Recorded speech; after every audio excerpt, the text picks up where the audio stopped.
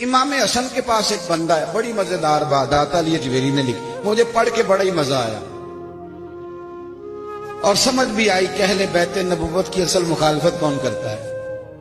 ایک شخص آیا تو اس نے آ کے نا معاذ اللہ حضرت مولا علی شیر خدا کو، معاذ اللہ ثم معاذ اللہ، امام حسن کے والد کو برا بلا کہا، پھر امام حسن کو کہا، وہ برا بلا کہتا جا رہا، امام حسن مسکراتے جا رہا، ہنستے جا رہا۔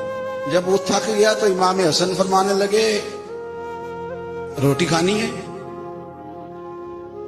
بھوک تو نہیں لگی ہوئی؟